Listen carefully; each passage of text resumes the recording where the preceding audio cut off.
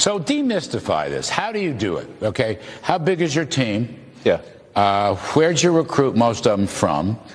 And what is it that makes you choose, the Treasury or Social Security or USAID? How does it work? Let the public know, please. Right. Well, we just basically follow the money. We look at the president's executive orders, and we also just follow the money. So we started looking closely at USAID because they were completely violating the president's executive orders to suspend foreign aid. What's called foreign aid, but in our view is a lot of corruption.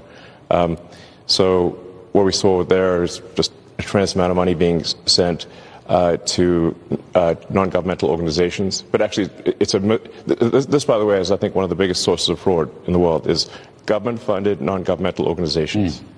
This is a gigantic fraud loophole where the government can give money to an NGO, and then there are no controls over that NGO. So they've given billions of dollars, in fact, we estimate tens of billions of dollars to NGOs that are essentially scams.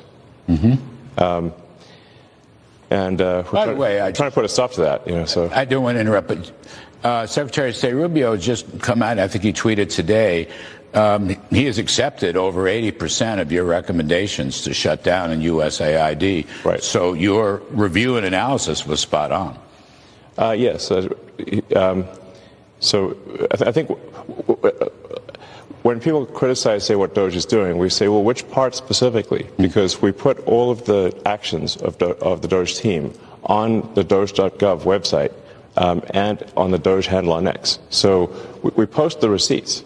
So it's like this action has been taken, this action has been taken. So when we get criticism, we say, like, of what? Which line do you disagree with? Like which cost saving do you disagree with? And then people usually can't think of any. No. So it's transparent line by line. It's transparent line by line, which is quite remarkable. Right. And so, and then with respect to the Treasury, for example, the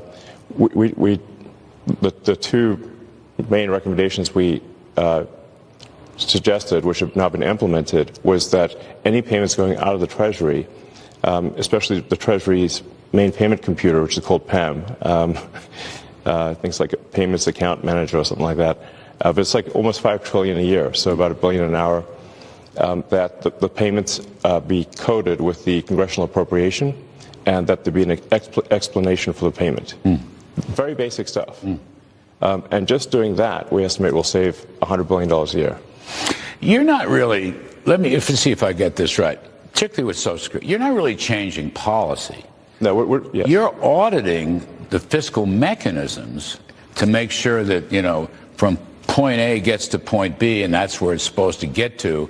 In some cases, it doesn't get there, or in some cases, it may go over there. But that's it's not a policy exercise. You're not changing laws. You're just doing what any business would do in a profit and loss audit. I think we're really what we're adding here is caring and competence. And there's a massive amount of fraud of basically people submitting Social Security numbers for Social Security benefits, unemployment, small business administration loans, and medical, where those are fake Social Security numbers, or they've stolen somebody else's Social Security number, and we're trying to put a stop to all of that. And that's the number which is estimated to be on the order of 10% of federal expenditures, which is, $500 billion. It's a huge number.